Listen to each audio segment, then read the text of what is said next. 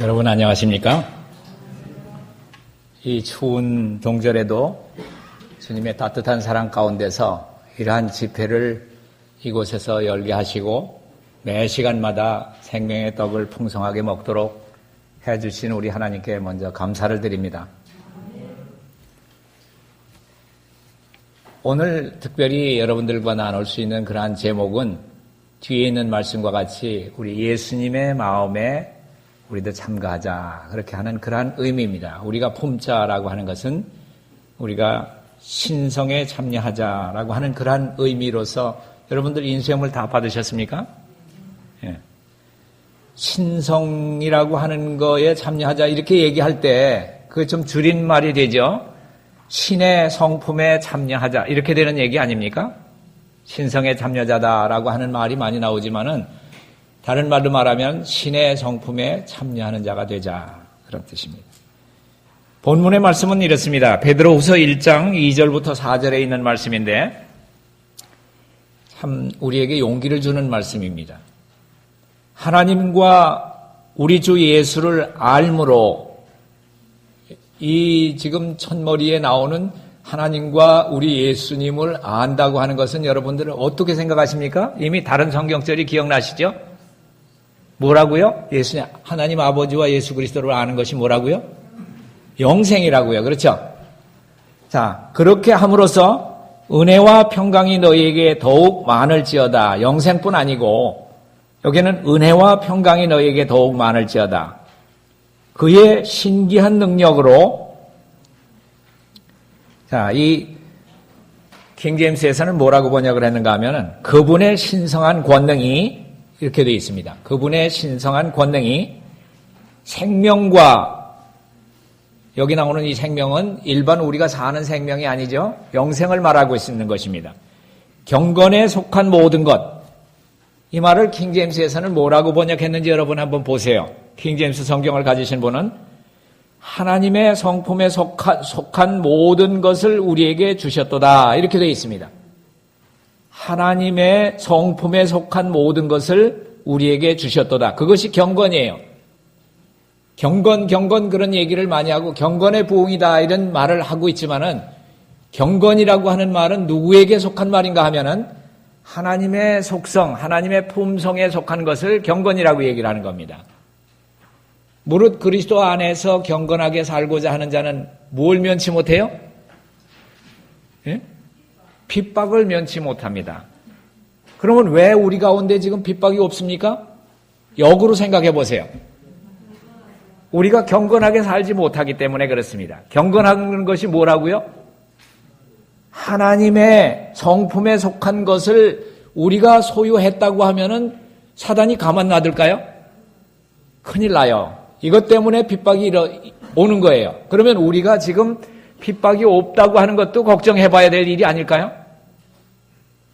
우리 마음 가운데 하나님의 성품이 정말로 들어와 있다고 하면 사단이 가만 놔두질 않아요. 이 설교를 하는데도 사단의 천사들이 지금 막 와서 공격하려고 할 거예요. 그러나 하나님의 천사가 사단의 천사보다 얼마나 많을까요? 곱은 많아요. 곱. 그렇죠? 하늘 천사들이 3분의 1이 내려 쫓겼다고 하면은 3분의 2의 천사가 우리를 위한 구원자들이에요. 그죠? 우리를 구원받을 사람들을 위한 돕는 그러한 수호 천사들이 2배나 더 많다고 하는 것을 인해서 여러분 위안을 받으시기 바랍니다. 그것이 우리에게 용기가 돼요. 우리를 보호할 수 있는 천사는 악한 천사의 2배다. 걱정되십니까? 사람이 싸울 때 비슷비슷한 사람이 싸우면은 승부가 잘 안 나요. 그죠? 어떤 사람이 하나가 강하든지 어떤 사람이 막 더 강하지 않으면 사자 둘이서 싸우는데 어떤 사자가 금방 죽는 거 봤나요? 안 죽어요. 왜요? 둘 다 힘이 같기 때문에. 그러나 사자하고 개하고 싸운다고 하면 어떻게 됩니까? 한 번 물어서 그냥 죽어요. 그런데 우리를 한 번에 죽이지 못하는 이유는 사단이 아무리 힘이 강해도 우리를 보호하는 천사가 2배가 되니까 그냥 똑같은 숫자라도 모르는데 2배가 되는 천사가 우리 구원을 위해서 돕는 천사들로서 우리를 지키십니다. 자, 이런 것들을 하나님의 성품에 속한 모든 것을 우리에게 주셨도다. 이는 자기의 영광과 덕으로서 우리를 부르신 자를 알므로 말미암음이니라. 아는 것을 통해서라. 이렇게 번역이 되어 있죠. 이로써 그 보배롭고 지극히 큰 약속을 우리에게 주사 이 약속으로 말미암아 너희로 정욕을 인하여 세상에서 썩어질 것을 피해서 신의 성품에 참여하는 자가 되게 하려 하셨으니 하나님의 본성에 참여하는 자가 되게 하셨으니 이렇게 번역이 되어 있습니다. 하나님의 본성에 참여한다고 하는 것은 여러분 너무나 놀라운 그러한 특권 아닙니까? 그리스도의 생애는 신성에 참여할 때 어떤 일을 할 수 있는지를 보여준다. 누구의 생애가요? 예수님의 생애가 사람이 신성에 참여하게 될 때 어떤 일을 할 수 있는지를 보여주는 것이다. 그리스도께서 하나님께로부터 받은 것은 누구도 받을 수 있다? 우리도 받을 수 있다. 그러므로 그것을 구하고 받으라. 야곱과 같은 견인불발의 믿음과 엘리야와 같은 백절불굴의 정신을 가지고 하나님께서 약속하신 모든 것을 간구하라. 하나님께서 약속하신 것 중에서 가장 좋은 게 뭡니까? 여러분들이 주기를 가장 기뻐하는 선물이 뭡니까? 성령이에요. 하나님께서는 그것 주기를 가장 좋아하십니다. 여러분에게 성령을 주기를 좋아하는데 그거는 일요일 협령에 주는 거, 이후에 주는 거야. 지금은 받을 거 없고 받을 수도 없고 이렇게 하면 되겠습니까? 지금 가장 주기를 좋아하는 선물. 자, 이른 비를 주시는 것은 이른 비는 우리는 쉽게 받고 늦은 비는 흠과 점이 없어야 받는다. 이른 비는 예수님을 영접할 때 받는 게 이른 비니까 이른 비는 쉽게 받고 늦은 비는 좀 어렵다. 이렇게 생각하십니까? 자, 이른 비는 그냥 예수님을 영접할 때 받는 거고 이적 기사는 따르지 않는 거다. 그렇게 정의하실 수 있습니까? 이른 비 성령 때 이적과 기사 병 고치는 은사가 없었습니까? 있었어요. 그렇다고 하면은 늦은 비 때에는 꼭 이적과 기사가 따라야 되고 이 환자들이 병자들이 고침을 받아야 그것이 진짜 늦은 비다. 그렇게 생각할 수 있습니까? 그것도 아닙니다. 그렇죠? 자, 예수님의 생애는 이적과 기사의 생애였다. 그렇습니까? 아니면은 예수님은 우리 인간의 품성을 하나님 아버지의 온전하심까지 올려놓는 수준까지를 되기 위해서 우리의 품성을 위해서 예수님께서 모본을 보이시고 능력을 주시는 겁니까? 그대의 마음을 하나님께 대한 영광스러운 생각으로 가득 채우라. 그대의 생애를 보이지 않는 끈으로 예수의 생애와 연결시켜라. 어두운 데서 빛이 비치리라고 하신 그는 그대의 마음에 예수 그리스도의 얼굴에 있는 하나님의 영광을 아는 빛을 비추시기를 기뻐하신다. 성령은 하나님께 대한 것을 그대에게 보여주시고 그것이 순종하는 사람의 마음에 들어가서 살아있는 능력이 되게 하신다. 누가 그렇게 한다고요? 성령께서. 제가 이 말씀을 볼 때 어떤 성경절이 생각이 나는가 하면은 갈라디아서 5장 찾으세요. 갈라디아서 5장 16절 17절에 있는 말씀이 생각이 납니다. 내가 이르노니 너희는 성령을 조차 행하라. 자, 로마서 7장 가운데 나는 곤고한 사람이로다. 아주 안 된다. 나는 아무리 하려고 그래도 나를 자꾸 사망의 그 법이 나를 그리 끌고 간다.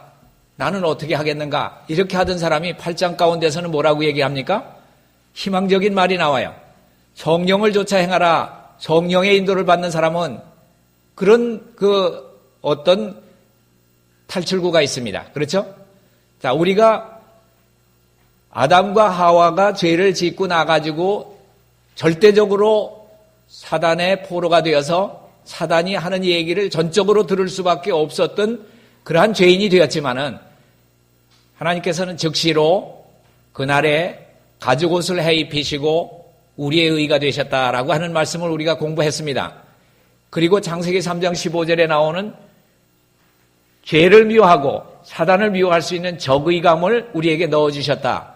그것이 구속의 경륜이고 그 구속의 경륜이 우리에게 늦은 비처럼 되어야 된다라고 하는 것을 여러분 배우셨습니다. 이 구속의 경륜이라고 하는 것은 우리 마음 가운데 죄를 미워하고 사단을 미워할 수 있는 적의감을 처음부터 사람에게 은혜로 주셨습니다. 그렇지 않다고 하면 아무도 사단을 미워하거나 죄를 미워하거나 예수님을 따라야겠다고 하는 생각이 없었을 것입니다. 어떤 악인도, 세상에 사는 어떤 악인도 죄를 미워하지 않는 사람은 사실 없습니다. 감옥에 있는 사람들도 자기 자식 잘 되기를 바라고 선하게 산다고 하는 것은 그 마음 가운데 양심이 말하는 소리는 다 알고 있습니다. 너희는 성령을 좇아 행하라. 그리하면 육체의 욕심을 이루지 아니하리라. 자, 좋은 말씀이에요. 육체의 소욕은 성령을 거스려 싸우고 성령을 거스리고 성령의 소욕은 육체를 거스리나니 이 둘이 서로 대적하므로 너희 원하는 것을 하지 못하게 하려 함이니라. 자, 이 말씀을 어떻게 이해하십니까? 자, 이 말씀을 이해하는 데는 두 가지 방법을 제가 말씀드릴 수가 있어요.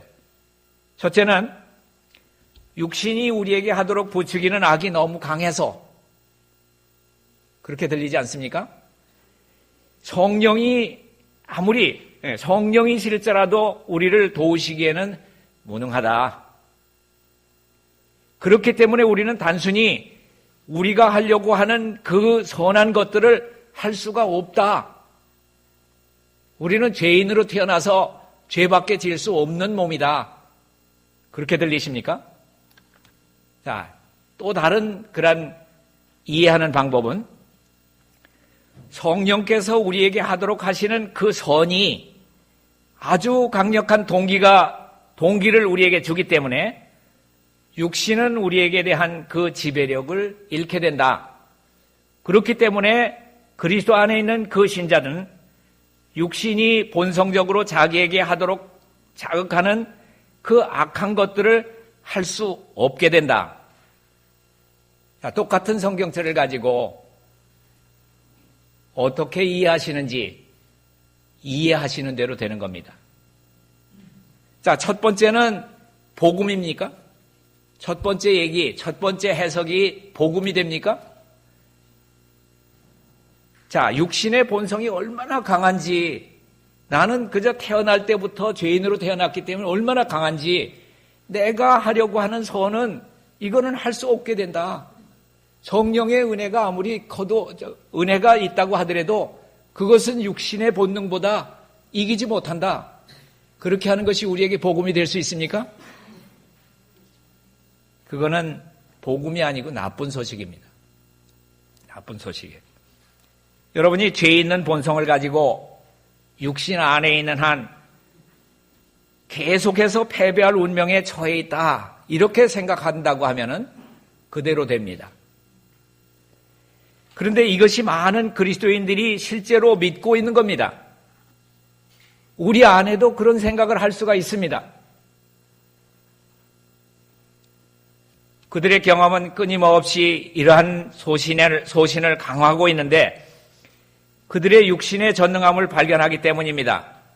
아, 나는 식욕을 끊을 수가 없어. 나는 이거 먹고 싶은데 이건 도저히 안 끊어져. 내가 해보려고 했는데 이거는 안 끊어지고 자꾸 반복되면서 나는 이거에 넘어져.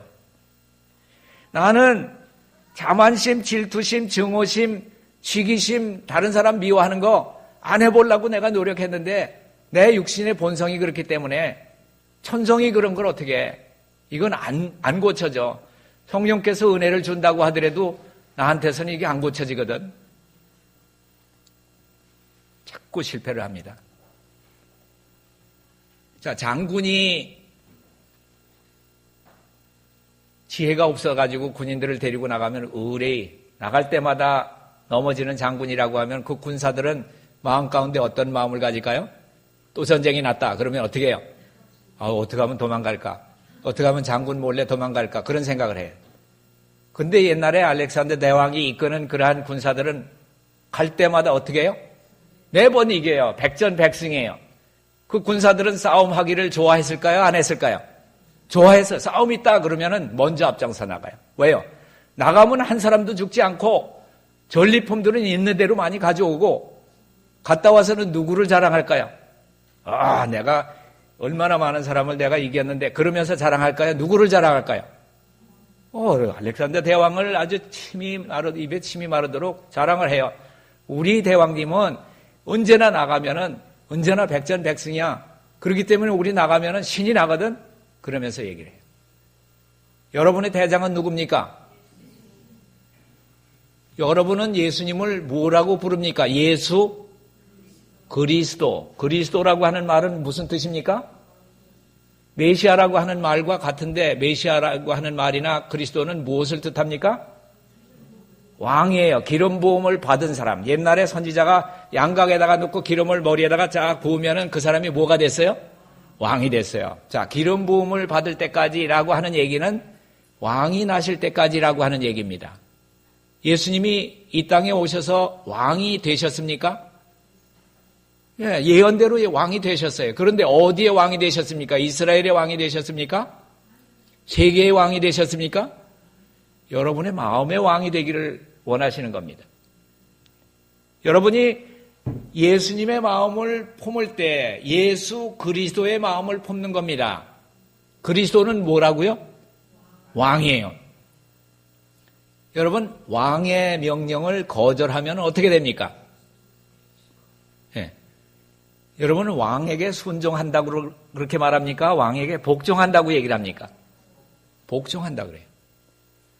자, 우리가 예수님을 마음 가운데 왕으로 모시고 있다고 하면은 우리는 어떤 관계가 있는가 하면은 우리는 그분의 신하다라고 하는 것을 인정하는 겁니다. 우리가 그분의 신하라고 하면은 우리는 왕의 명령에 대해서 어떤 변명을 붙일 수가 있을까요? 우리를 미가엘이라고 하는 장군이 있습니다. 들어보셨나요? 자, 누굽니까? 우리 대장 예수님의 이름이 미가엘이에요. 전쟁할 때만은 미가엘이라고 하는 이름을 받아요. 그 대장이 여러분을 전쟁으로 이끌고 나가는데 여러분은 쫄병이에요. 군사예요. 그리스도인 군사예요. 근데 그 대장 이름은 미가엘이에요.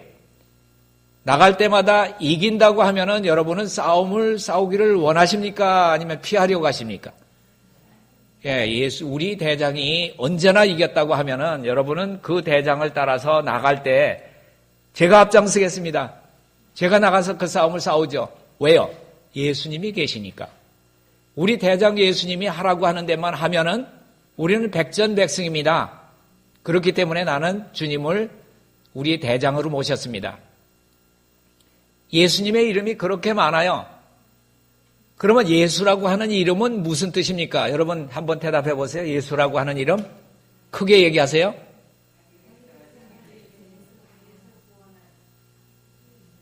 자, 그 중에서 가장 중요한 단어가 뭘까요? 네?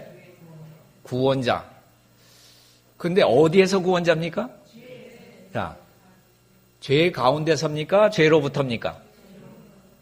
자, 예수님의 이름 자체가 뭡니까? 그 능력이에요. 예수님의 이름 자체가 우리를 죄로부터 구원하실 자라고 하는 얘기입니다.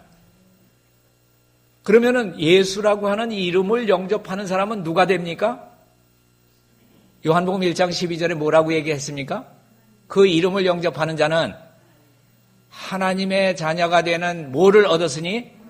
권세를 얻었으니 이 권세가 요한계시록 18장 1절에 나오는 1절과 2절에 나오는 능력 있는 천사, 하늘로부터 내려온 그 능력 있는 그 능력이 바로 하나님의 자녀가 되는 권세와 똑같은 권세입니다. 그 권세라고 하면은 왕을 우리가 하늘 우주의 왕을 모시고 있는 사람이라고 하면은 우리는 죄에게 굴복하지 않을 사람들이에요. 죄를 무서워서 떨 사람들이 아니에요. 왜요? 우리의 대장, 우리의 왕은 백전백승에 이긴 자십니다. 예수님이 이긴 것처럼 우리도 어떻게 해야 됩니까? 이기면 어떻게 된다고 했습니까? 내가 이기고 아버지 보좌에 앉은 것처럼 너희도 이기면 어떻게 해요? 저도 데리고 갑니까? 네, 죄의 저도 여러분 하늘에 예수님 보좌 우편에 앉을 수 있습니까? 이긴 자들이 가는 겁니다. 이긴 자들이. 이긴 자들이 가는 데가 하늘이고 죄 가운데 여러분들을 데려가시리라고는 꿈에도 생각하지 마세요. 하늘에는 죄라고 하는 점을 가지고 간다고 하면 하늘이 될 수가 없어요. 하늘이 될 수가 없어요. 하늘에는 죄가 없는, 죄와 상관없는 자들을 데리러 오실 겁니다. 예수님의 재림은 하늘에서 공중에서 나타나시기 전에 예수님을 마음 가운데 왕으로 모신 사람들만 거기에 불림을 받을 것입니다. 맞습니까? 네. 우리가 예수님을 오늘 영접한 사람이라야 공중에 나타나시는 예수님을 영접할 수 있습니다. 예수님을 마음 가운데 왕으로 모신 사람이라야 이 땅에서 죄가 그치고 의가 영속되고 의가 계속될 수 있습니다. 죄는 영속돼야 돼요. 곧 끝나버려야 돼요. 영속이라는 말을 찾아보니까 그치고라고 얘기를 해요. 아주 끝까지 아주 완전히 없어지고라고 하는 그런 얘기예요. 그것이 가능한지 이런 것들을 신성에 참여하는 자들이 가능하다라고 하는 것을 왜 가능한가라고 하는 것을 오늘 배우게 됩니다. 생명의 왕께서 신성에다가 인성을 입으신 채로 그분이 책임을 진 구속의 계획을 수행한다는 것은 쉬운 일이었다? 자, 여기 1페이지 좌측의 하단에 나온 얘기예요. 생명의 왕께서 신성에다 인성을 입으신 채로 그분이 책임을 진 구속의 계획을 수행한다는 것은 어려운 일이었다. 왜 어려웠겠습니까? 하나님이 사람이 되는 게 그렇게 어렵습니까? 어렵습니다. 얼마나 어려운가? 그는 하늘 궁정에서 존경을 받은 바 있는 분이셨고 절대적 힘을 익히 알고 계신 분이었다. 그런 분이 인간의 수준에 그대로 머물러 계신다는 것은 마치 타락한 본성을 가진 낮은 수준의 인간이 향상되어서 신의 성품에 참여하는 것만큼이나 어려운 일이었다. 여러분의 생각에 어려운 일이라고 생각하지만은 예수님은 그 일을 해내셨다고 하는 겁니다. 자, 예수님은 신성이 되신 분이 오셔가지고 내가 인성되기를 그거를 배우신 겁니까? 아니면 그분이 우리와 같은 똑같은 인성으로서 죄에 유전된 그러한 결과 4,000년 동안이나 약해진 그러한 정신적, 육체적, 도덕적 이러한 모든 것들이 약해진 가치가 없어진 그러한 유전적인 결과를 우리와 같은 육신을 쓰고 아버지를 신뢰한 가운데서 죄를 이기셨습니까? 우리가 죄를 이길 수 있는 것도 예수님이 이길 수 있는 것하고 다르다고 하면은 예수님은 우리의 구세주가 될 수가 없습니다. 예수님이 우리와 같은 육신을 쓰시고 우리와 같은 연약성을 가지시고 그런데 그분은 죄를 짓지 않으셨다. 어떻게? 아버지를 붙들므로써 아버지를 신뢰함으로써 그분은 자신 안에 신성이 있었지만 자기 안의 신성은 어떻게 하시기로 오셨습니까? 비우기로 하셨습니다. 비운다. 그분은 안 쓰시기로 하고 오신 겁니다. 한 번이라도 그분이 그 신성을 사용했더라고 하면은 그분은 우리의 구세주가 되실 수가 없었습니다. 그리스도께서 이미 육체의 고난을 받으셨으니, 자, 베드로전서 4장에 있는 말씀 여러분 잘 들어보세요. 어떻게 하려는 얘기인가? 그리스도께서 이미 육체의 고난을 받으셨으니, 예수님이 육체의 고난을 받으셨습니까? 안 받으셨습니까? 육체의 고난을 받으셨다고 얘기를 하고 있죠? 너희도 같은 마음으로, 누구의 마음으로? 예수님의 마음으로 갑옷을 삼으라. 뭐가 갑옷이라는 얘기입니까? 예수님의 마음이 갑옷이라는 얘기예요. 그렇죠? 이는 육체의 고난을 받은 자가 죄를 그쳤음이니, 자, 제가 묻겠습니다. 육체의 고난을 받은 자가 죄를 그쳤다라고 하는 얘기는 예수님 얘기입니까? 우리 얘기입니까? 누구 얘기예요? 우리 얘기입니다. 자, 자꾸 예수님을 자꾸 첫째로 세우려고 그러니까 여기에도 예수님 얘기죠. 이렇게 얘기하려고 그래요. 예수님은 죄를 그칠 필요가 없는 분이에요. 왜요? 죄를 안 지셨는데 어떻게 그쳐요? 예? 죄를 그쳤다고 하는 것은 육체의 고난을 받은 자가 죄를 그쳤음이 누구처럼? 예수님이 육체의 고난을 받으신 것처럼 우리도 육체의 고난을 받으면 뭐가 그쳐진다고요? 죄가 그쳐진다고요. 이게 복음 아닙니까? 이렇게 될 수 있다고 하는 것을 오늘 배우는 겁니다. 자, 히브리 5장 8절 가운데 보면 이런 얘기가 있어요.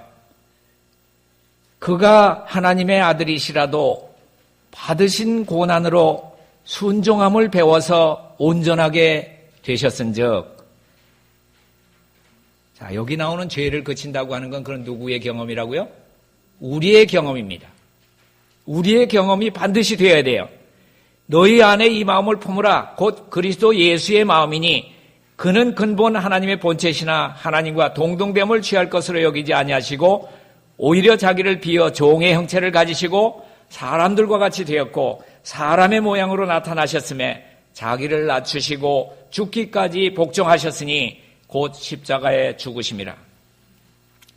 예수님이 생애는 고난은 그 광야에 들어가서 예수님이 저 사단에게 시험을 받는 성령에 이끌려서 그 광야에서부터 시작된 것이 고난입니까? 아니면은 예수님이 베들레헴에서 날 때부터 고난입니까?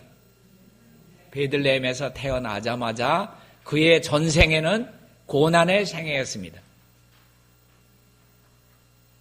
시대의 소망 71페이지 가운데는 이런 말씀이 있습니다. 기도로서 하나님과 교통하는 이 일은 지적, 도덕적 기능을 개발시키며 우리가 신령한 사물에 대한 사상을 개발시킴에 따라 영적 능력은 굳세어진다. 예수님은 아주 어렸을 때부터 하늘 천사의 보호를 받았으라. 그럼 그렇지. 하늘 천사의 보호를 받았으니까 그렇겠지. 그렇습니까? 그 다음에 말씀을 보겠습니다.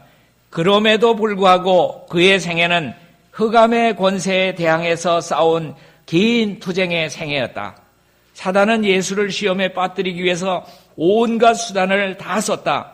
어떤 인간의 자녀도 우리 예수님이 당하셨던 것보다 치열한 시험과 투쟁 속에서 살도록 부름받은 자는 없을 것이다. 예수님이 고난의 생애를 받으셨습니다. 예수님은 다른 사람들의 손가락질을 받고 다른 사람들에게 비난을 받고 바리새인이나 사두개인들이나 이런 사람들이 뭐라고 얘기를 합니까? 우리는 음란한 데서 나지 아니하였거늘 그 얘기는 뭡니까? 너는 음란한 데서 났다라고 하는 비난을 하고 있는 겁니다. 예수님의 태상에 대해서 비난을 하고 있어요.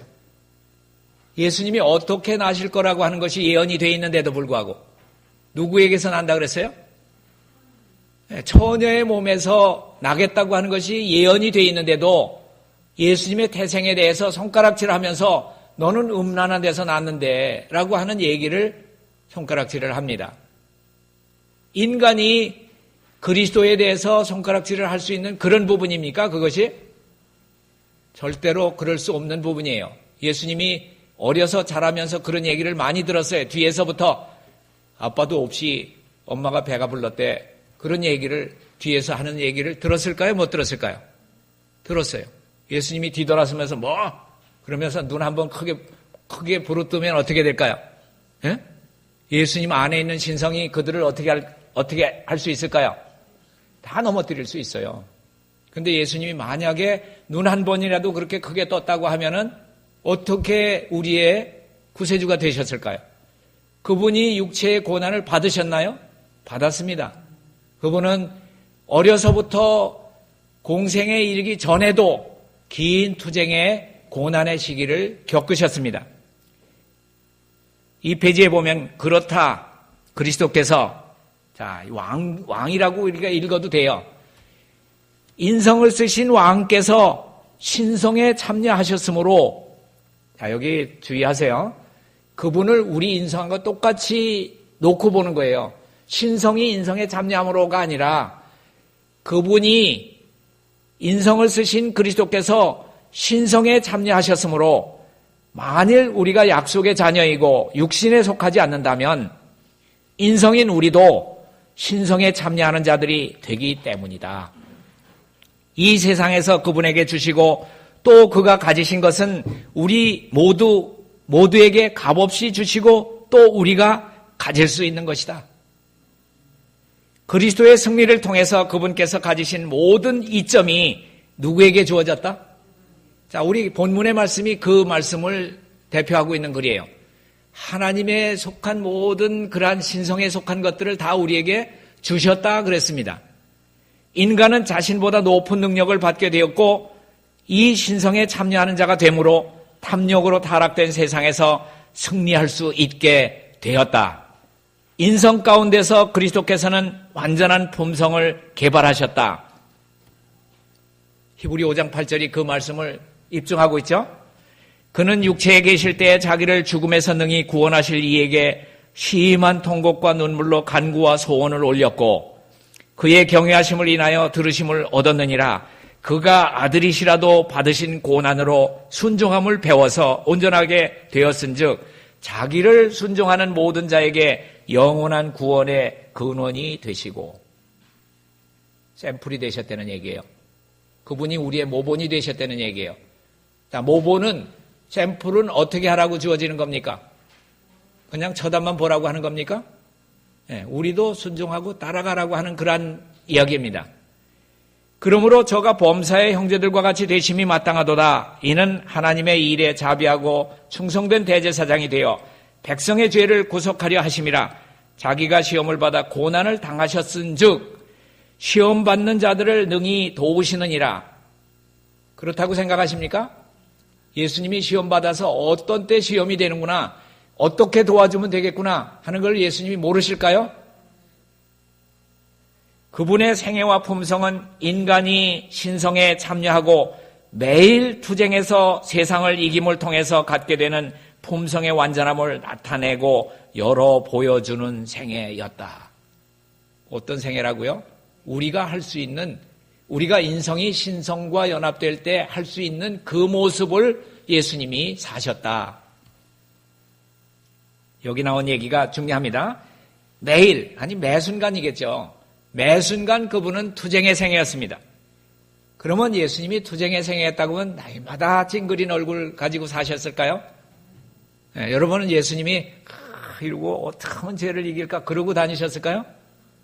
예수님의 얼굴에는 늘 평안과 안식과 언제나 기쁨이 있었어요.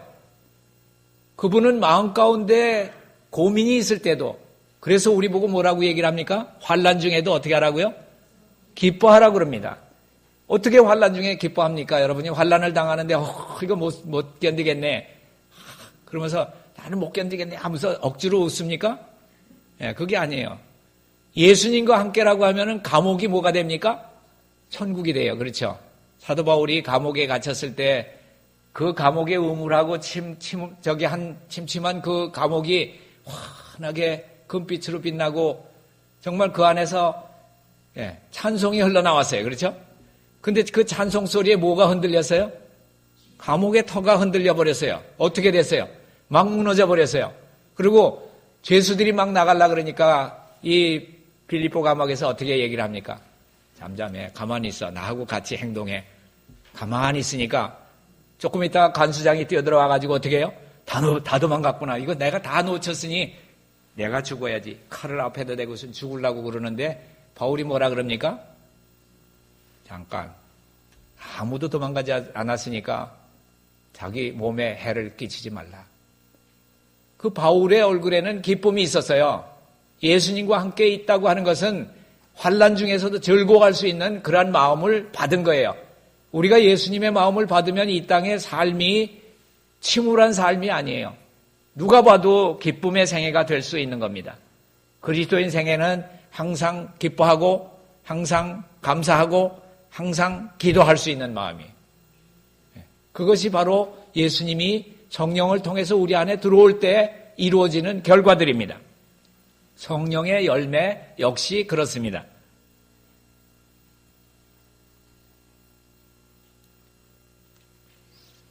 우리의 대속자여 보증이신 그리스도의 의를 통해서 하나님의 계명에 대한 우리의 순종은 받아들여진다.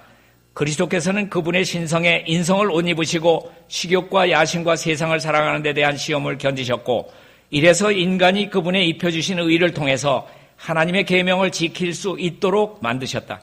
그리스도께 대한 믿음으로, 잘 들으세요. 그리스도께 대한 믿음으로 인간은 신성의 참여자들이 될 수 있으며 빛 가운데서 걷는 한 그분 안에서 완전하게 된다. 복음이에요. 신성에 참여하는 한 우리는 그리스도 안에서 완전하게 될 수 있다 하는 것이 우리에게 복음이 됩니다. 그분께서는 인간이 죄 가운데서 자유를 누리기 위해서가 아니라, 자, 잘 들으세요. 죄 가운데서가 아니라 죄에 대한 그들의 성향을 가져가심으로써 범죄하려는 욕망을 가지지 않도록 하시기 위해서 하나님의 율법을 범한 형벌을 지키셨다. 우리가 둘째 사망에 가는 것을 그분이 책임지시고 돌아가셨어요. 그분의 죽음은 우리의 둘째 죽음을 대신한 겁니다. 우리가 죄의 결과로 오는, 유전적인 그러한 결과로 오는 그 사망을 얘기를 하는 것이 아닙니다. 우리가 죽는 것은 생명과를 먹지 못해서 죽는 거예요. 지금 우리 죄인들에게도 생명과 계속 따먹게만 한다고 하면은 하나 먹을 때마다 1000년씩 살 거예요. 그렇지만은 그렇게 죄인이 생명을 영속하면 어떡하냐? 계속되면 어떡하냐? 그래서 뭘 두셨다고요? 에덴 동편에? 동산 동편에 두루 도는 화영검을 두셨다. 이런 얘기를 합니다. 우리를 위해서 두신 거예요. 우리를 위해서 그분이 사랑의 성소를 거기다가 지어놓으신 거예요. 그래서 그들은 에덴 동편에 가서 언제나 예배를 드렸어요. 제사를 드렸어요. 우리는 그리스도에게서 배워야 한다. 속량받은 자들에게 그분이 어떤 분이 되시는지를 알아야 한다. 그분을 믿음으로 신성에 참여하는 것이 우리의 특권이며 탐욕으로 타락된 세상에서 벗어나야 한다는 것을 깨달아야 한다. 그럴 때에 모든 죄와 품성의 흠으로부터 정결케 된다. 우리는 죄된 성향을 하나라도 가지고 있을 필요가 있다, 없다?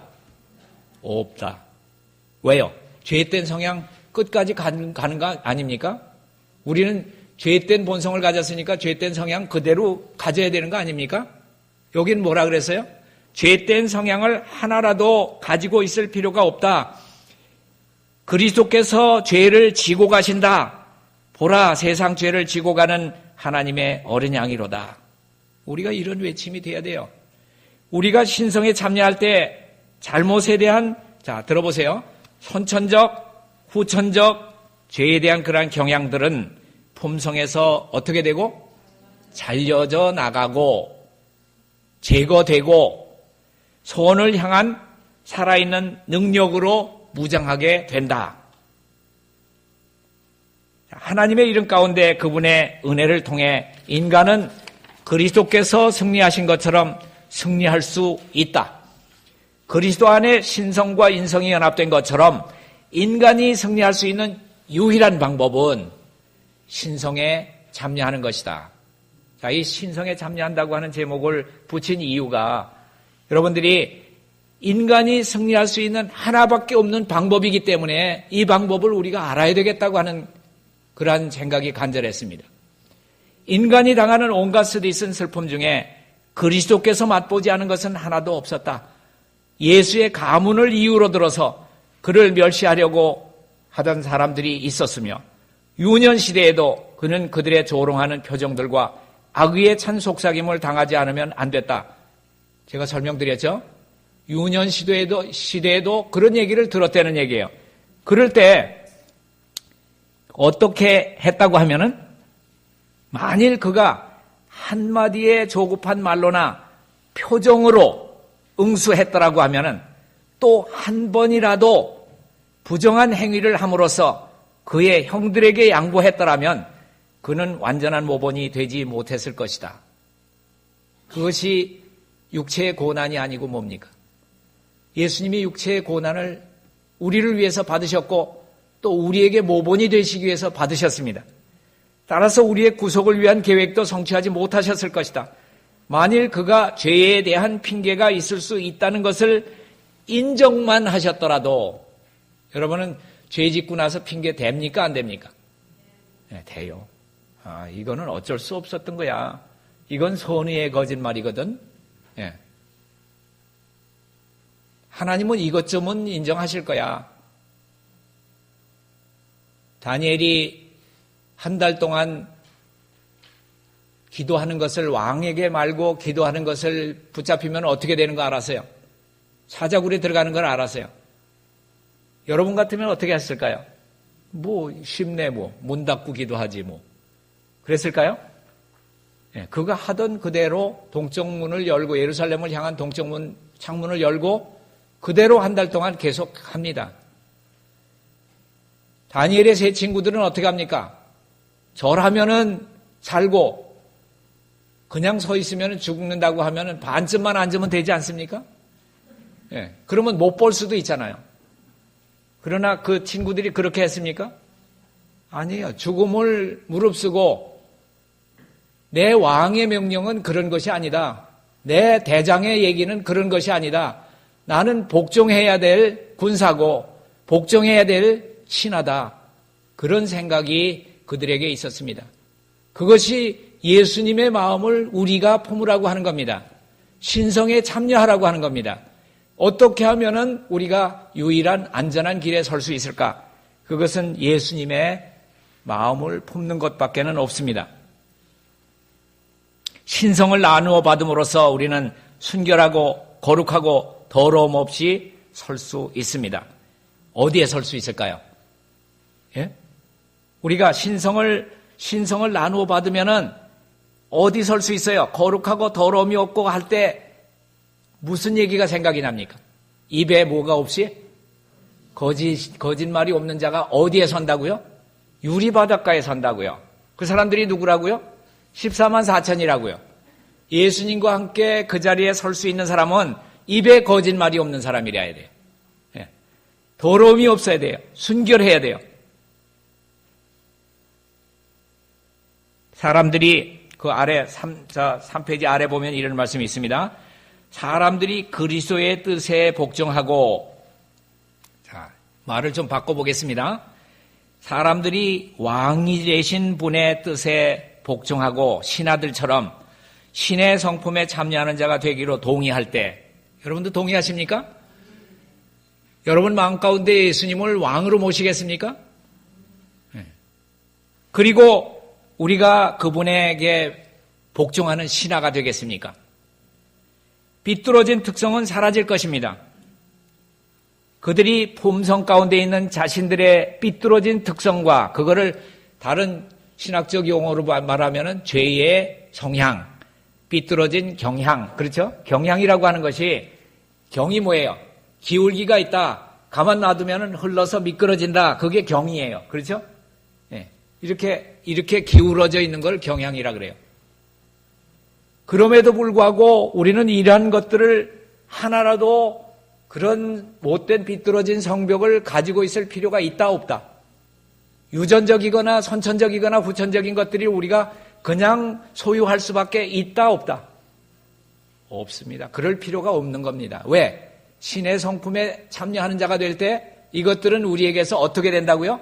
잘려져 나가고 우리는 거룩한 능력이 된다 그랬습니다. 우리가 능력이 되는 게 아니라 거룩한 능력에 보호를 받게 된다고 하는 얘기 아니겠습니까? 예. 하나님은 그의 말씀 가운데서 인간을 위해서 그분이 무엇을 하실 수 있는지에서 말씀하셨다. 그분은 그의 멍에를 매는 사람들의 품성을 거룩한 모습으로 꼴짓고 형을 잡아주신다. 그분의 은혜로 그들은 신의 성품에 참여하는 자가 되고 따라서 정욕으로 인해서 세상에서 썩어질 것을 극복할 수가 있다. 우리에게 이길 힘을 주시는 이는 누구시다? 하나님이시다. 그의 목소리를 듣고 그의 계명들을 순종하는 자들은 의로운 품성을 이룰 수가 있다. 그분의 명령을 무시하는 사람들은 그들이 갖고 있는 성질과 같은 모습으로 품성이 형성될 것이다. 자아는 죽어야 한다. 육신적 욕망과 거듭나지 못한 그 자아의 그러한 마음의 성향은 어떻게 되어야 된다? 굴복, 되어야 한다. 하나님의 신성에 동참하는 자가 됨으로 말미암아 그대는 모든 일에 있어서 하나님을 어떻게 하고 영화롭게 할 수 있다. 이것이 뭡니까? 계시록 18장 천사의 사명이에요. 하나님의 영광을 어디에다가 비춰야 돼요? 온 세상이 환해질 때까지 비춰야 돼요. 뭘로서요? 여러분의 말과 행동과 생애로서. 여러분이 다니는 어디라도 왕의 자녀구나, 하나님의 자녀구나 하는 것이 여러분의 말과 행동과 생애로 드러나는 것이 마지막 자비의 기별을 전하는 것입니다. 여러분이 어떤 기별 전하려고 노트에다가 써가지고 마이크 준비하고 저 시장에 가서 외쳐야 그 기별 전하는 것이 아닙니다. 여러분 자신에게 그리스도가 왕이 되어서 그분의 명령을 순종한다고 하는 것이 우리의 의무라고 생각하는 사람은 이미 그리스도의 빛을 반사하고 있는 사람들입니다. 어디 가나 그 빛이 우리는 작게 얘기해도 그런 사람들이 여기 모인 사람이 다가 된다고 하면은 그 소리가 무슨 소리로 들릴까요? 나는 작게 얘기하는데 작은 소리가 합해지면 뭐가 돼요? 큰 외침이 됩니다. 큰 외침. 여러분, 큰 외침이라고 하는 게 다른 게 큰 외침이 아니에요. 성령의 능력으로 여러분 마음 가운데 예수님이 계시면, 예수님의 마음이 계시면 여러분은 작게 얘기하는 건데 그것이 합해지면은 큰 외침이 되는 겁니다. 성령의 능력으로 기별을 전하는 것 자체가 큰 외침이라고 하는 거지, 제가 목소리가 크고 마이크에다 대고 한다고 큰 외침이 되는 거 아닙니다. 네. 여러분, 이 모든 기별 가운데서 창세 그리스도께서 우리에게 어떤 속성을 부여해 주셨는가? 구속의 경륜을 통해서 죄에 대한 정의감, 우리에게 은혜를 베풀어 주시지 않았다고 하면은 우리는 절대 죄를 이길 수가 없습니다. 주님의 은혜가 아니면은 우리는 구원받을 수가 없습니다. 우리는 믿음으로 구원받는 것이 아니라 은혜로 구원받는 겁니다. 말씀이 좀 이상하죠? 근데 에베소 2장 8절 가운데 보면은 은혜로라고 하는 말이 먼저 나와요. 믿음은 뭡니까? 믿음은 뭐라고 배웠습니까? 붙잡는 손이에요. 여러분이 붙잡는다 안 붙잡는다 하고 하는 거는 여러분의 의지에 달려 있지만은 구원을 제공해 주는 거는 은혜입니다. 온 세상 사람들에게 구원이 제공됐습니까? 안 됐습니까? 거저주는 은혜는 제공됐습니다. 분명히 구원은 제공되고 거저주는 선물은 맞습니다. 그러나 우리가 그 믿음의 손을 뻗쳐서 그 구원을 붙잡지 않는 한 우리의 것이 될 수 없습니다. 붙잡았다고 하더라도 끝까지 견디지 않는 한 그 구원은 우리의 것이 될 수 없고 생명의 면류관은 우리의 것이 아닌 다른 사람의 것이 될 것입니다. 오늘 저녁 여러분들에게 신성에 참여하는 그러한 방법에 대해서 남은 말씀들도 많이 있지만은 우리가 어떻게 할 때 우리의 것이 될 수 있는가? 하늘은 그렇게 가기에 가치 없는 것이 아닙니다. 순결하고 거룩한 하늘이 우리를 위해서 준비됐기 때문에 우리는 평생 계속해서 불굴의 노력을 할 만큼 충분한 가치가 있는 곳이 하늘입니다. 우리는 죄 가운데서나 죄를 가지고 그곳에 갈 생각은 아예 생각하지 마세요. 어떻게 하면 죄를 끝낼 수 있을까? 어떻게 하면 우리가 신성에 참여할 수 있을까? 이런 것이 우리의 연구 과제가 되어야 될 것입니다. 여러분, 그림 가운데서 여기 어떤 그림이 있나요? 커다란 손이 애기 손을 꽉 붙들고 그렇게 걸어가는 그런 장면이 나오고 있는데, 여러분이 하나님의 손을 붙잡는 게 능력이 있습니까? 아니면 하나님이 우리 손을 붙잡게 되기를 원합니까? 커다란 손이 내 연약한 손을 붙들고 가면은 내가 혹시 가다가 넘어지더라도 나는 어떻게 됩니까? 대롱대롱 매달려서라도 갈 겁니다. 네. 그것이 바로 하나님의 은혜로 우리가 구원받는 비결이에요. 하나님, 제가 제 의지를 주님께 드립니다. 제 연약한 손을 큰 손으로 붙잡아 주셔서 내가 혹시 넘어지더라도, 내가 대롱대롱 매달려서 혹 돌뿌리에 걸려 넘어지더라도 저는 다시 일어날 수 있는 의인이 되게 해주세요. 그렇게 기도하시면서 승리하시는 여러분과 제가 되기를 간절히 바라면서 이 저녁 말씀을 마치겠습니다.